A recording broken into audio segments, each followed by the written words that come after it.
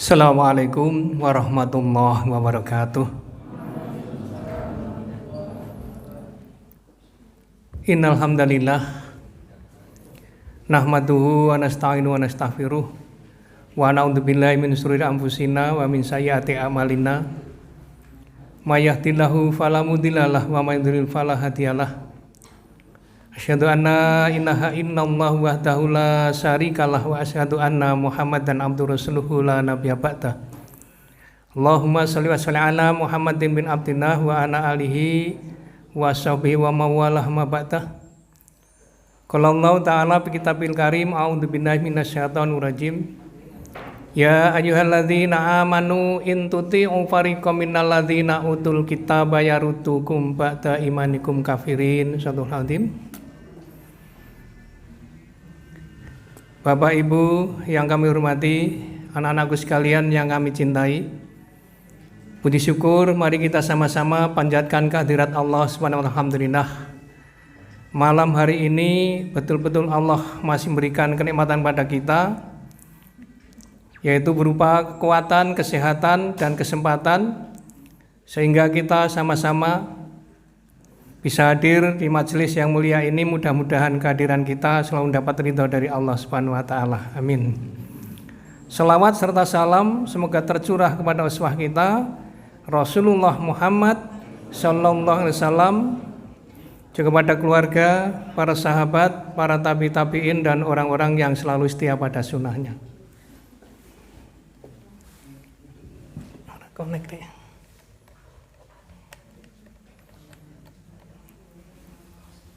Ada connect ya, Dek?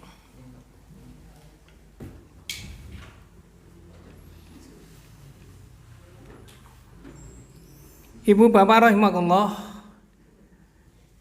malam hari ini akan kami sampaikan satu sejarah, yaitu sejarah singkat mengenai kehidupan Rasulullah Muhammad sallallahu alaihi wasallam. Karena masih banyak orang-orang yang belum tahu bagaimana sejarah kehidupan Rasul mulai dari kecil sampai wafatnya.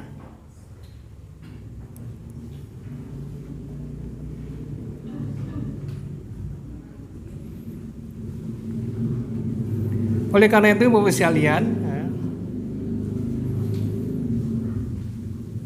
bahwa kehidupan Rasulullah itu dibagi menjadi 3 fase. Fase yang pertama adalah sebelum Rasulullah lahir.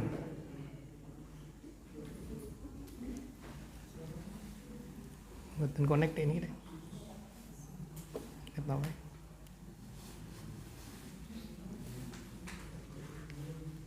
Fase yang kedua, yaitu kelahiran sampai anak-anak remaja kemudian dewasa sampai menikah. Kemudian fase yang ketiga adalah pengangkatan menjadi Rasul.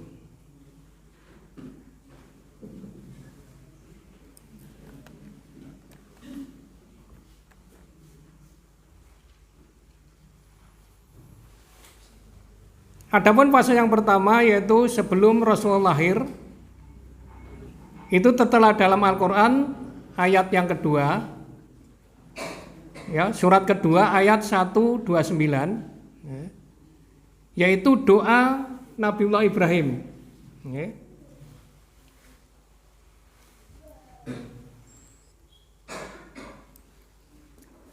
Al-Baqarah 129. A'udzubillahi minasyaitonir rajim. Rabbana ba'atsa fihim rasulan minhum yatlu 'alaihim ayatika wa yu'allimuhumul kitaba wal hikmata wa yuzakkihim innaka antal azizul hakim.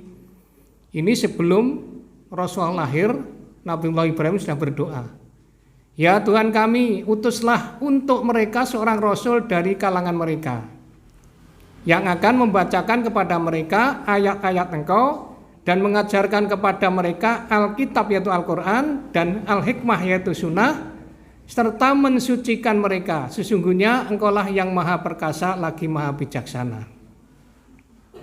Ini doa Nabiullah Ibrahim kepada umat atau pada Allah bahwa turunkanlah seorang rasul atau utusan dari kalangan mereka. Ternyata benar. Rasulullah Muhammad SAW adalah orang Mekah diutus kepada bangsa Mekah juga. Kemudian mengajarkan Alkitab yaitu Al-Quran dan hikmah yaitu sunnah dan mensucikan mereka. Fa insya Allah Islam agama yang suci, penganutnya juga orang-orang yang disucikan oleh Allah menurut Al-Quran ini. Sungguhnya engkau maha perkasa lagi maha bijaksana. Jadi keperkasaan Allah ini menurunkan Rasul ini dan juga kebijaksanaan Allah untuk apa? Untuk diturunkan Rasulullah Muhammad SAW. Kemudian, ciri-ciri datangnya Rasul Muhammad telah diterangkan di dalam Taurat, Injil dan Zabur. Ini tertera pada surat ke-7 Al-A'raf 157. Alladzina yattabi'una rasulan nabiyal ummiyin alladzi yajidunahu maktuban indahum fit taurati wal injili ya'muruhum bil ma'rufi wa yanhauna wa yanhum anil munkari wa yuhillu lahumut thayyibah wa yuharrimu alaihimul khaba'itha wa yad'u anhum israhum wal aghlal allati kana alaihim falladzina amanu bihi wa azaruhu wa nasaruhu wattaba'ul nural ladzi unzila ma ulaika humul muflihun. Ayat enggak panjang, yaitu orang-orang yang mengikut Rasul, nabi yang ummi, yang namanya mereka dapati tertulis dalam Taurat dan Injil yang ada di sisi mereka. Jadi sebelum Rasul diutus oleh Allah, ini sudah tertera dalam Taurat dan Injil. Yang menyuruh mereka mengerjakan yang ma'ruf dan melarang mereka yang mengerjakan yang mungkar, dan menghalalkan bagi mereka segala yang baik dan diharamkan bagi mereka segala yang buruk, dan membuang dari mereka beban-beban dan belenggu-belenggu yang ada pada mereka. Membuang beban-beban dan belenggu, maksudnya adalah di zaman jahiliyah itu terkenal dengan belenggu, bukan belenggu yang ada di tangan, bukan, tapi belenggu kekafiran. Di sana banyak sekali hal yang mereka mensewa beban-beban pada masyarakat, ada sesaji dan sebagainya untuk sembahan-sembahan mereka. Jadi belenggu-belenggu semua ini dihilangkan, maka orang-orang yang beriman kepadanya memuliakannya, menolongnya dan mengikuti cahaya yang terang yang diturunkan kepadanya yaitu Al-Quran. Mereka itulah orang-orang yang beruntung. Jadi sebelum Rasulullah ini sudah ada tanda-tanda untuk kedatangan Rasulullah Muhammad adalah Rasul yang terakhir. Ini tertera pada kitab Taurat, juga di Injil. Ini sudah jelas. Tertera juga dalam Al-Quran. Kemudian, ini lahir di Makkah. Ini sama dengan ini ayat ini, 2129. Ini Rabbana asfihim rasulam minhum yatlu alaihim ayatika wa yu'allimuhumul kitaba wal hikmata wa yuzakkihim innaka antal azizul hakim. Yang mengajarkan Al-Quran, membawa sunnah, mensucikan mereka, sungguhnya engkaulah yang maha perkasa. Ini membawa sekalian, doa Nabi Ibrahim ini jauh sebelum Rasulullah, karena jaraknya juga Nabi Ibrahim dengan Rasulullah ini sangat jauh, sangat jauh. Karena itu memang di dalam Taurat Injil ini sudah tertera bahwa akan datang seorang Rasul yang akan mengajarkan hikmahnya. Ini namanya adalah Muhammad. Ini juga tertera dalam Al-Quran. Ashab Ayat yang ke-6. Wa idz qala Isa ibnu Maryam ya bani Israila inni rasulullah ilaikum musaddiqan lima baina yadayya minat taurati wa mubassiran bi rasulin ya'ti min ba'di ismuhu Ahmad. Falamma ja'ahum bil bayyinati qalu hadza sihrun mubin. Nah, ini. Dan ingatlah ketika Isa putra Maryam berkata, hai Bani Israel, sesungguhnya aku adalah utusan Allah kepadamu, membenarkan kitab yang turun sebelumku, yaitu Taurat, dan memberikan kabar gembira dengan datangnya seorang Rasul yang akan datang sesudahku, yang namanya adalah Ahmad atau Muhammad. Maka tatkala Rasul itu datang kepada mereka dengan membawa bukti-bukti yang nyata, mereka berkata ini adalah sihir yang nyata. Kenapa seperti ini? Karena di kalangan orang-orang kafir waktu itu, karena Rasulnya adalah anaknya yang yatim, tidak berpangkat, tidak punya umi, tidak sekolah seperti sekarang ini. Oleh karena tidak dipercaya. Inilah yang terjadi. Sekarang pun kadang-kadang sampai begitu. Kadang-kadang orang yang tidak sekolah, perkataannya tidak pernah digubris, dipercaya, apalagi sekarang. Inilah. Karena apa? Di zaman Rasulullah sebelum lahir ini, orang-orang jahiliyah ini, ya yang didambakan adalah harta, kemudian kendaraan atau kuda, anak laki-laki, sedangkan anak perempuan aja begitu lahir dikubur hidup-hidup atau dibunuh. Maka di sini setelah datang Rasul kepada mereka, yaitu orang-orang jahiliyah waktu itu, dengan bukti yang nyata padahal sudah, yaitu Al-Quran, tapi mereka apa mengatakan? Ini adalah sihir yang nyata. Ini yang terjadi. Karena dulu orang-orang jahiliyah itu ya senangnya sihir. Orang yang ahli sihir itu yang dihormati, yang dipuja-puja. Sehingga Rasulullah membawa keajaiban ini dianggap juga sihir. Kemudian, nah ini, beliau adalah seorang yang kokoh, yang kuat, dalam pendirian. Ini ayatnya 29 Al-Fat surat ke-48. Muhammadur Rasulullah walladzina ma'ahu asyiddau 'alal kufari wa ruhamahu bainahum tarahum ruk'an sujatan baina yabtaghuna fadlan minallahi wa ridwana simahum fi wujuhihim min athari sujud dzalika masalahum fit taurah wa masalahum fil injili kazar'in ahraja sat'ahu fa'azarahu fastalata fastawa ana suqihi yughjibu zura'a liyaghidha bihimul kufar wa'adallahu alladhina amanu wa amilu sholihati minhum maghfiratu wa ajrun adzim. Muhammad itu adalah utusan Allah, dan orang-orang yang bersamanya dengan dia adalah keras dalam berdakwah. Keras terhadap siapa? Terhadap orang-orang kafir. Tetapi berkasih sayang sesama mereka. Jadi memang keras dalam artian adalah menyampaikan pendapat kebenaran itu kukuh dengan kuat. Bukan keras mensewu, berdakwah itu gampang keras itu gelute enggak. Tapi keras di dalam pendiriannya, teguh di dalam pendapatnya, karena adalah itu kebenaran. Yaitu terhadap orang kafir.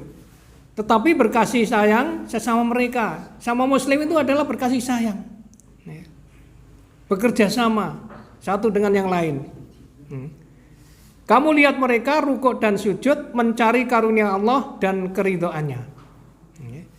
Jadi bersama-sama sholat berjamaah, sujud dan rukuk untuk apa? Mencari ridha Allah. Tanda-tanda mereka tampak pada muka mereka dari bekas sujudnya. Jadi orang yang suka sujud itu wajahnya cerah, berseri, tidak merengut tapi sumeh, gembira. Ini tanda-tandanya. Demikianlah sifat-sifat mereka dalam Taurat dan sifat-sifat mereka dalam Injil. Sebetulnya di Taurat dan Injil juga demikian. Orang yang taat kepada Taurat dan Injil, orangnya adalah juga lemah lembut terhadap sesama. Satu akidah. Tapi keras terhadap orang-orang yang kafir. Yaitu seperti tanaman yang mengeluarkan tunasnya, maka tunas itu menjadikan tanaman itu kuat. Lalu menjadi besarlah dia dan tegak lurus di atas pokoknya. Jadi Rasulullah itu tumbuh mulai kecil itu memang sudah pendiriannya sudah kuat. Di waktu kecil juga sampai remaja terkenal dengan julukan Al-Amin, dapat dipercaya. Ini yang menjadikan Rasulullah itu kuat. Namun demikian setelah mendapatkan wahyu, yaitu tadi banyak yang mengatakan itu adalah sihir. Padahal Rasulullah tidak pernah berbohong. Apa yang dikatakan itu pasti benar. Tapi setelah mendapatkan wahyu dari Allah, diangkat jadi Rasul, ternyata dikatakan itu adalah sihir yang nyata.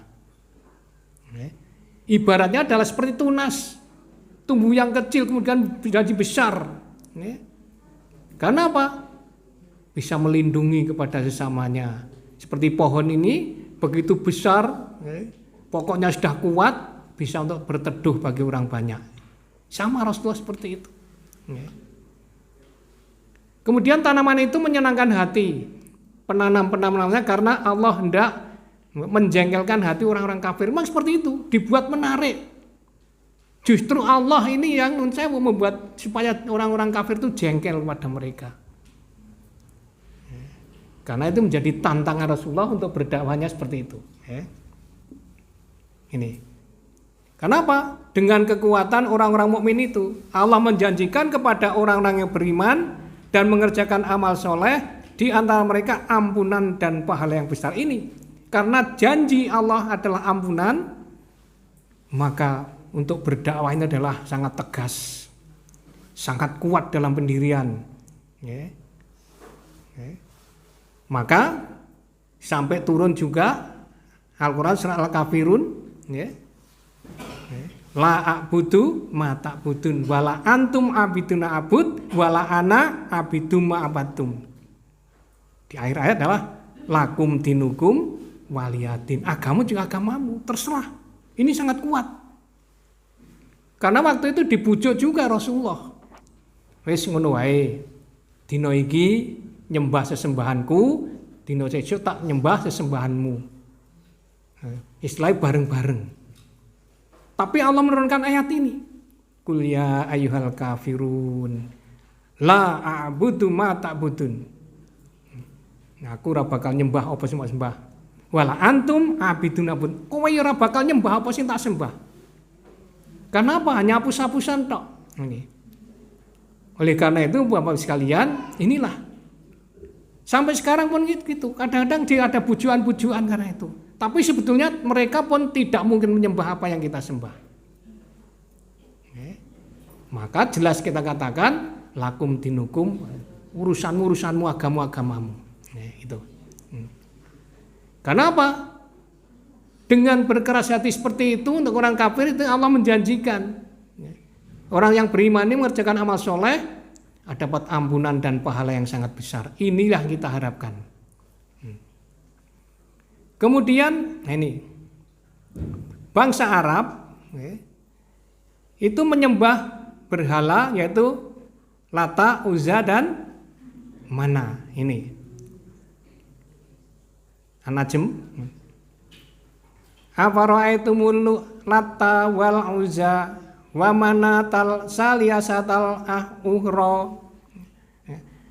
Alakumul dzakara walahul unsa tilka idzan qismatun dhiza in hiya illa asmaun samaitumuha antum wa ma aba'ukum ma anzalallahu biha min sultan iyattabi'una illa dhanna wa ma tahwal anfus wa laqad ja'ahum mir rabbihimul huda amlil insani ma tamanna. Maka apakah patut kamu, itu bagi orang-orang musyrik, menganggap Al-Lata dan Al-Uzza dan Manah yang ketiga yang paling terkemudian sebagai anak perempuan Allah. Jadi menganggap sembahan mereka itu adalah anak perempuan Allah. Yang demikian itu tentulah suatu pembagian yang tidak adil, ya jelas. Karena Qul huwallahu ahad. Allah itu hanya satu. Allahu samad lam yalid wa lam yulad. Itu tidak lain hanyalah nama-nama yang kamu dan bapak-bapak kamu mengada-adakannya. Allah tidak menurunkan suatu keterangan pun untuk menyembahnya. Maka tidak lain hanyalah mengikuti sangkaan-sangkaan dan apa yang diingini oleh hawa nafsu mereka. Dan sesungguhnya telah datang petunjuk kepada mereka dari Tuhan mereka. Atau apakah manusia akan mendapat segala yang dicita-citakannya? Ini pertanyaan yang akhirnya. Kenapa? Apa kowe arep urip sak gelemu dhewe, golek sembahan dhewe, padahal Allah sudah menurunkan Al-Qur'an lewat Rasulnya. Jadi menganggap Tuhan-Tuhan mereka ini pada itu adalah buatan sendiri. Patung-patung ini buatan sendiri, disembah sendiri, dianggapnya adalah itu anak-anak perempuan Allah. Ini sangat tidak adil. Karena Allah adalah yang esa, satu, yang tunggal. Ini fase-fase sebelum Rasulullah lahir. Nah, setiap lahir anak perempuan langsung dibunuh. Ini adalah di zaman jahiliyah dulu seperti itu. Ini An-Nahl. Wa idza busyira ahaduhum bil unsa dhalla wajhuhu muswaddaw wa huwa kadhim yatawara minal qaumi min su'i ma busyira bih ayumsikuhu ala huni am yadusu fit turab ala sa'a ma yahkumun. Dan apabila seorang dari mereka diberi kabar dengan kelahiran anak perempuan, hitamlah, marah, padamlah mukanya. Ini. Jadi tidak dikabar di anak wedok niku nesu, wis mangkel, dan dia sangat marah. Aneh memang. Kenapa? Dianggapnya anak perempuan ini tidak mendapat kebanggaan, ora iso dibanggake, ora iso perang, ora iso gelut. Ini zaman jahiliyah dulu. Kemudian apa yang dijadikan? Ia menyembunyikan dirinya dari orang banyak disebabkan buruknya berita yang disampaikan kepadanya. Ini dianggapnya itu berita buruk. Padahal anak laki perempuan adalah sama saja, itu titipan dari Allah. Apakah dia akan memeliharanya dengan menanggung kehinaan ataukah akan menguburnya di dalam tanah hidup-hidup? Ketahuilah alangkah buruknya apa yang mereka tetapkan itu. Na'udzubillah min dzalik. Sekarang pun masih ada yang niru. Ada bayi lahir dibuang sampai di tempat sampah. Na'udzubillah min dzalik. Ada yang dibuang di sungai. Padahal itu belum tentu perempuan. Kalau sekarang laki-laki kadang-kadang seperti itu. Ini yang terjadi.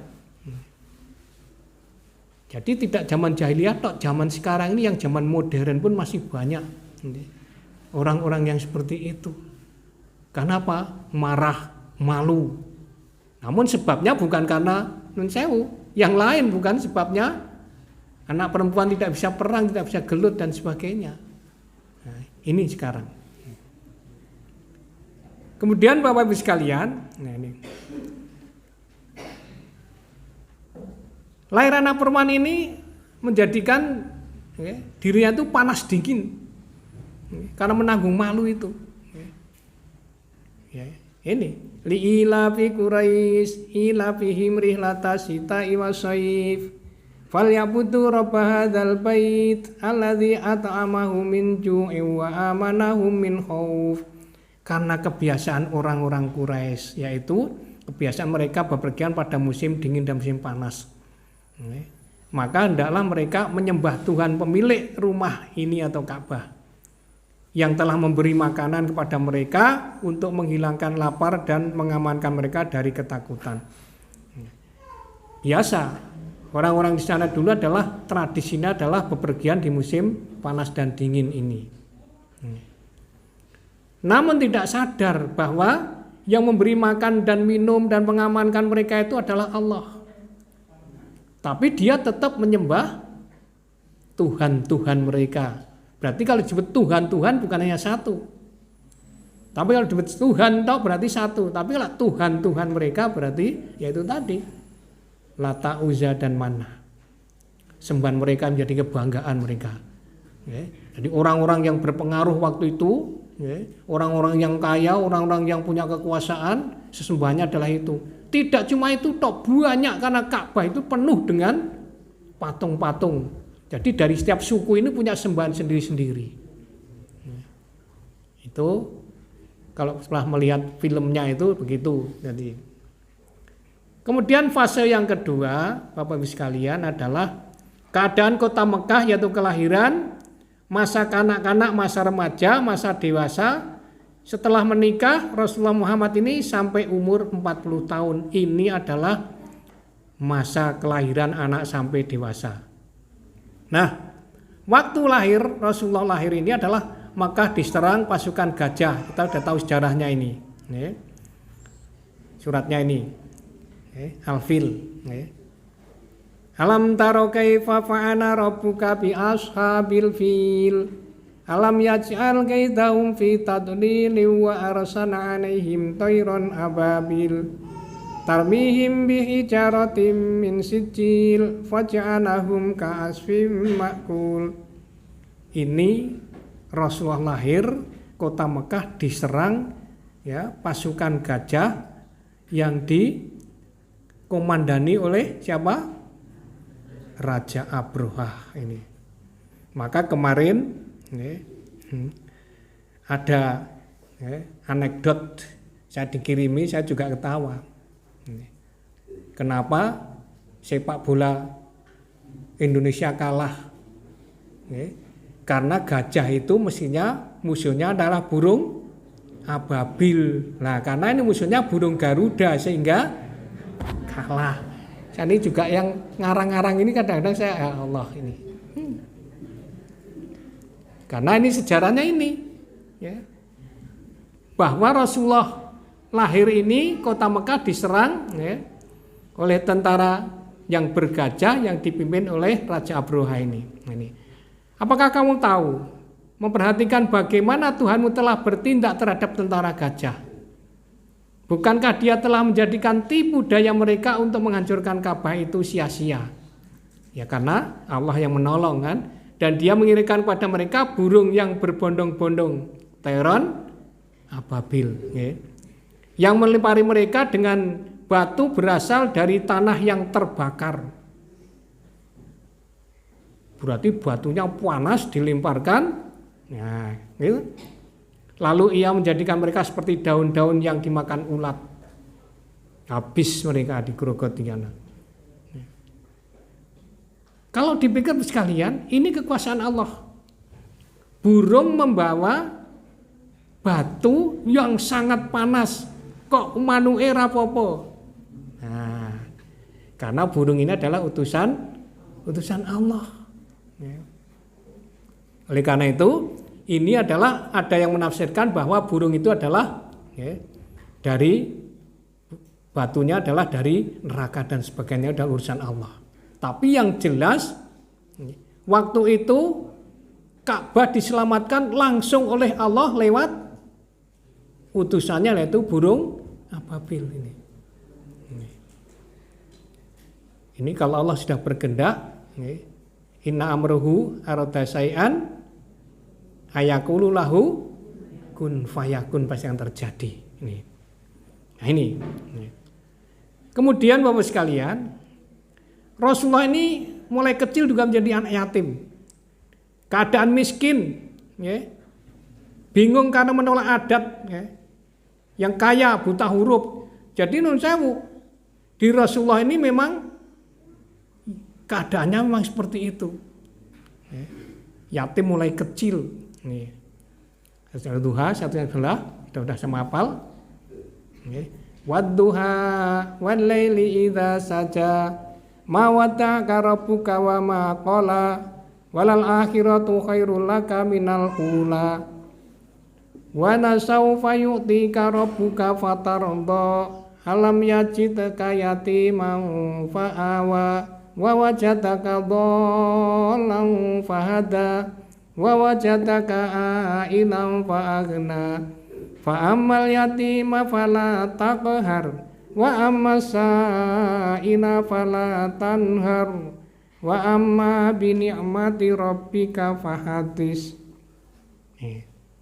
Ini memang waktu kecil itu Rasulullah sudah menjadi yatim, ya. Demi waktu matahari sepenggalan naik, dan demi malam apabila telah sunyi, Tuhanmu tiada meninggalkan kamu dan tiada pula benci kepadamu. Jadi Bapak sekalian, Allah ini selalu menjaga kepada kita, ya. Apalagi benci, ya. Tidak pernah meninggalkan kita, ya. Tertera juga di surat Al-Baqarah, wa idza sa'alaka ibadi anni fa inni qarib. Kalau ada yang bertanya hambaku kepadaku bahwa aku sangat dekat. Kenapa? Tuhan Allah tidak akan meninggalkan kepada kita, tidak benci kepada kita, tapi selalu menjaga kepada kita sekalian, ya. Dan sungguhnya akhir itu lebih baik bagimu daripada permulaan, ya. Akhir itu lebih baik daripada permulaan. Karena kadang-kadang permulaannya baik, akhirnya menjadi jelek. Yang paling baik adalah di akhir ini yang baik, ya. Maka kehidupan seorang pun nun sewu, ya. Di akhirnya minta yang husnul khotimah di akhir. Kalau awal ini belum jelas, ya. Karena banyak orang yang di waktu awal itu jahat, kemudian pada akhirnya adalah baik. Tapi banyak orang juga di awalnya baik, di akhirnya menjadi jahat, ya, ini. Kemudian dan kelak Tuhanmu pasti memberikan karunia-Nya kepadamu, lalu hati kamu menjadi puas. Ini di sini adalah kelak, tidak sekarang, tapi yang akan datang. Di mana itu? Yaitu di alam akhirat nanti, ya. Jadi kita bersusah payah hidup di dunia ini, ya, tidak ada masalah. Tapi Allah menjanjikan adalah puas nanti waktu kita menghadap di hadapan Allah Subhanahu wa taala. Bukankah Dia mendapatimu sebagai orang yatim, lalu Dia melindungimu? Ya. Maka anak-anak sekalian gak usah khawatir, Allah melindungi kita. Ayat ini bukan hanya untuk Rasulullah, tidak, tapi untuk semuanya, ya. Jadi gak usah khawatir. Tapi dengan syarat yaitu kita selalu mendekat kepada Allah, berdoa kepada Allah, minta kepada Allah, bukan kepada Lata, Mana dan Uzza dan Mana, bukan sembahyang lain, ya. Maaf Bapak sekalian, Pak Yuk ini juga yatim mulai kecil. Bapaknya seperti apa, bapakku nggak tahu seperti apa, wajahnya nggak tahu. Ya, waktu kecil dia sudah tinggalkan oleh orang tua, oleh ayah. Tidak ada masalah. Kita harus tegar karena kita apa? Punya Allah. Ya. Semua serahkan pada Allah, minta kepada Allah, wa insya Allah Allah sangat dijabahi pada kita sekalian, ya. Dan Dia mendapatimu sebagai orang yang bingung, lalu Dia memberikan petunjuk. Ini. Jadi Rasul waktu itu menjadi orang bingung melihat keadaan jahiliyah waktu itu, ya, seperti itu, hatinya tidak mau menerima. Bingung Rasulullah ini, ya. Kepada siapa beribadah dan sebagainya. Tapi Allah memberikan petunjuk langsung, ya. Dan dia mendapatmu sebagai seorang yang kekurangan, lalu dia memberikan kecukupan. Jadi di dalam kekurangan itu pasti akan mendapatkan kecukupan. Apalagi kita juga sekarang ini, hidup di dunia ini enggak abadi. Kalau orang Jawa mengatakan, wong urip kuwi kaya dene cakra manggilingan, kaya roda. Kadang-kadang ning dhuwur, kadang-kadang ning ngisor. Itu seperti itu berputar terus. Jadi enggak abadi. Oleh karena itu enggak usah khawatir. Adapun terhadap anak yatim maka janganlah kamu berlaku sewenang-wenang. Ini, alhamdulillah di sini dicukupi dan sebagainya.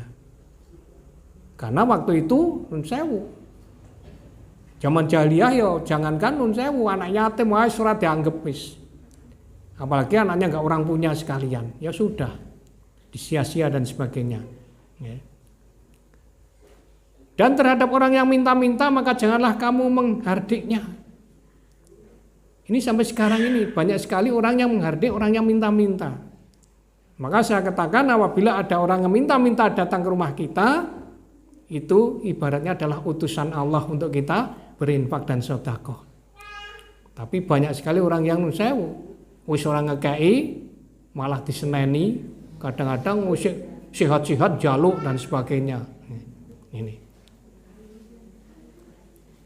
Dan terhadap nikmat Tuhanmu maka hendaklah kamu menyebut-nyebutnya dengan bersyukur. Jadi nikmat Allah ini harus kita harus selalu bersyukur. Alhamdulillah kita mendapatkan ini dan sebagainya. Alhamdulillah saya mendapatkan ilmu dan sebagainya. Alhamdulillah saya bisa menghafal Al-Quran. Dan semua nikmat dari Allah ini harus kita mensyukurinya. Ini. Inilah keadaan di waktu itu, lahir itu sudah ada peristiwa yang sangat besar, kemudian menjadi anak yatim dan sebagainya. Nah kemudian umur 40 tahun ini Rasulullah diangkat menjadi Rasul, tantangan dakwah di Mekah dan peristiwa Isra Mi'raj ini. Mulai menerima wahyu dan disebut Rasulullah ini Muhammad SAW menyampaikan amanat dari Allah Subhanahu Wa Taala ini. Ayatnya Al-Maidah 67. Ya ayyuhar rasulu baligh ma unzila ilaika mir rabbik wa illam taf'al fama balagta risalatah wallahu ya'simuka minan nas innallaha la yahdil qaumal kafirin. Hai Rasul, nah ini sudah mendapatkan predikat dari Allah, disebut hai Rasul, dipanggil Rasul. Sampaikan apa yang diturunkan kepadamu dari Tuhanmu. Mulai berdakwah ini. Begitu banyak tantangan. Kita tahu sejarahnya bahwa mulai sembunyi-sembunyi berdakwah, kemudian menjadi terang-terangan, dan ini banyak sekali tantangan waktu itu oleh orang jahiliyah. Sampai diboikot, dipindahkan ke suatu tempat yang tempatnya tandus, dijaga, tidak boleh keluar dari situ, kehabisan makan dan sebagainya. Kepada ini saya pengikut-pengikutnya juga ikut di sana. Termasuk itu. Dan jika kamu kerjakan apa yang diperintahkan itu, berarti kamu tidak menyampaikan amanatnya. Allah memelihara kamu dari gangguan manusia. Nah ini. Rasulullah tetap yakin bahwa Allah yang menjaganya dari gangguan-gangguan manusia yang jahat itu. Sungguhnya Allah tidak memberi petunjuk kepada orang-orang yang kafir. Jadi keras, Allah pun tidak memberi petunjuk pada mereka. Tapi Rasulullah ini selalu mendapat tantangan dari mereka. Justru sampai Rasulullah mengadu pada Allah, ya Allah, ibaratnya nun sewu, mengeluh gak kuat. Akhirnya apa? Istilahnya dalam Al-Quran ditunjukkan sejarah para Rasul di waktu sebelum Rasulullah Muhammad itu banyak sekali tantangannya. Nabi Nuh, Nabi Ibrahim, sampai katanya disalib, padahal yang disalib bukan Nabi, sampai dibakar, maaf ini, Nabi Ibrahim sampai dibakar oleh Raja Namrud dan sebagainya. Ini tantangannya lebih besar juga. Kemudian suruh menyembelih putranya dan sebagainya. Ini hiburan bagi Rasulullah. Gampangin saya. Nek cara Jawane kowe iki urung sepiro. Nah, kayak itu kan. Iki lho, rasul-rasul sing dhisik ujiane kaya ngene. Nabi Nuh sampai dikatakan orang yang gila karena membuat perahu di gunung. Ini juga perintah Allah. Semua rasul-rasul ini yang termasuk di dalam ulul azmi ini ujiannya sangat luar biasa. Maka ini menjadi ketenangan Rasulullah. Diberitakan bahwa rasul-rasul sebelumnya adalah itu juga ujiannya sangat-sangat berat. Tapi Allah akan beri petunjuk kepada orang-orang yang beriman dan tidak beri petunjuk pada orang yang kafir. Gangguannya dijaga oleh Allah ini. Kemudian ini bahwa setelah menerima wahyu ini yang disebut Rasulullah ini menyampaikan amanat ini, nah kemusyrikan menolak dan mengancam ini. Orang-orang musyrik ini selalu menolak dan mengancamnya. Al-Lahab ini kita sudah tahu. Tabbat yada abi lahabi wa tab ma aghna anhu maluhu wa ma kasab. Saya senana radhatan nahab wa imra'atuhu hammalatal hatab fi jidha hablum mim masad. Binasalah kedua tangan Abu Lahab dan sungguhnya dia akan binasa. Ini diancam oleh Allah yang mengatakan. Karena yang sangat keras memusuhi Rasulullah ini. Yang namanya Abu Lahab ini. Tidaklah berfaedah kepadanya harta bendanya dan apa yang diusahakan. Orang no gunani. Karena apa? Semua harta bendanya, kekayaannya yang diusahakan ini apa? Untuk memusuhi Rasulullah. Gombiayani musuhi Rasulullah. Maka tidak ada gunanya. Kelak dia akan masuk ke dalam api yang bergejolak. Ini diancam seperti itu ayatnya.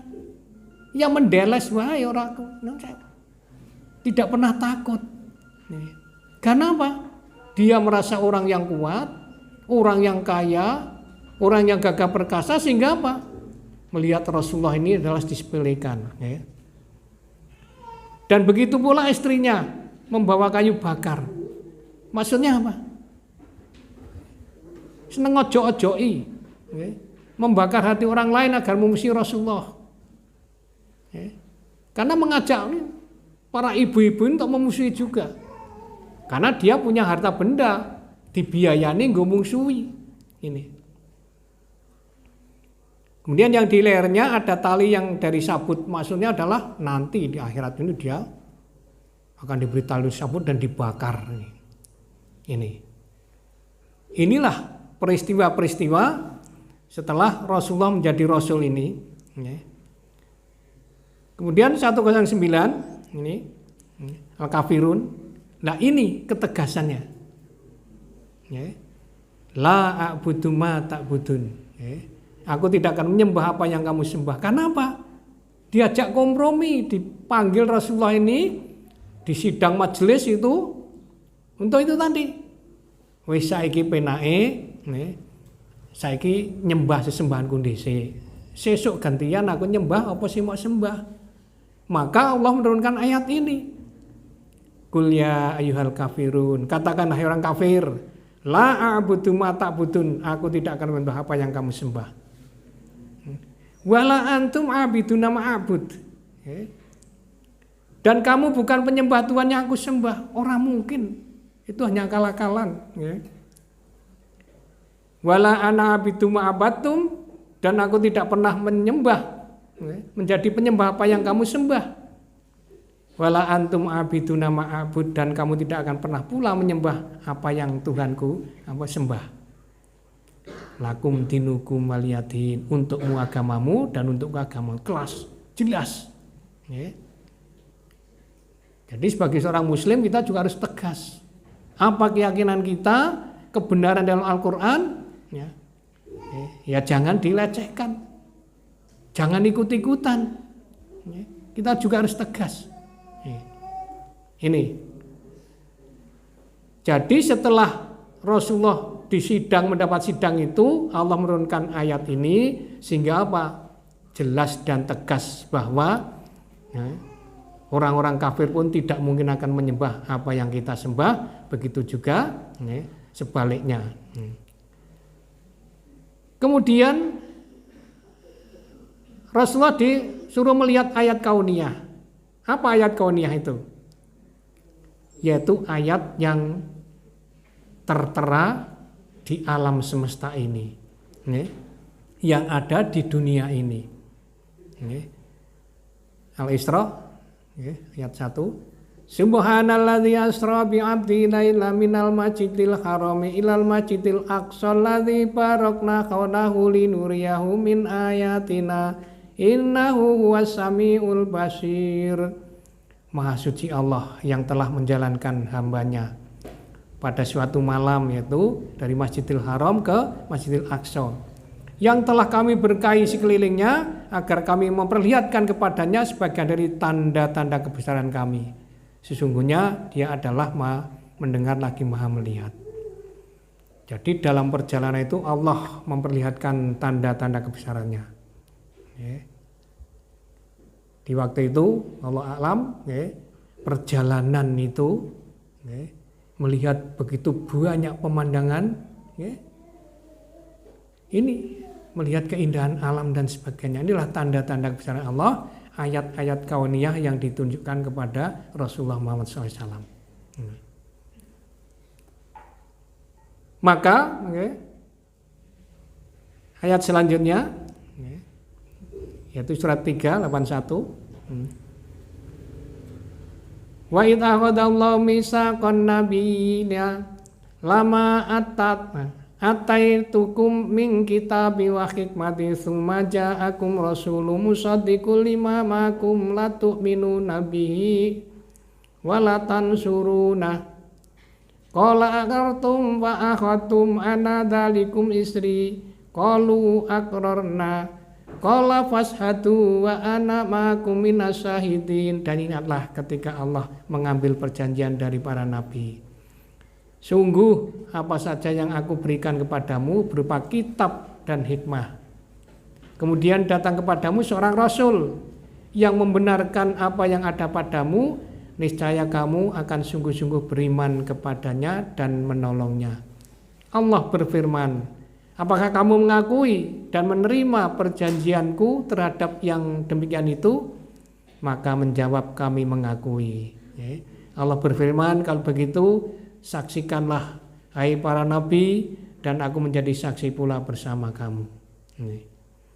Ini adalah perjanjian dari Allah kepada Rasulullah.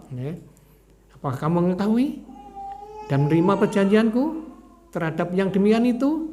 Mereka menjawab, kami mengakui. Qala fashhadu wa ana ma'akum minas syahidin. Kalau begitu, saksikanlah hai para nabi, aku juga menjadi saksi bersama kamu. Ini sudah diperkuat oleh Allah dengan ayat-ayatnya. Nah ini, karena demikian apa? Karena Rasulullah tidak dibunuh. Ini Anfal. Wa idh yamkuru bikal ladzina kafaru liyusbituka aw yaqtuluka aw yukhrijuk wa yamkuruna wa yamkurullah wallahu khairul makirin. Dan ini adalah ketika orang kafir Quraisy memikirkan daya upaya terhadapmu untuk apa?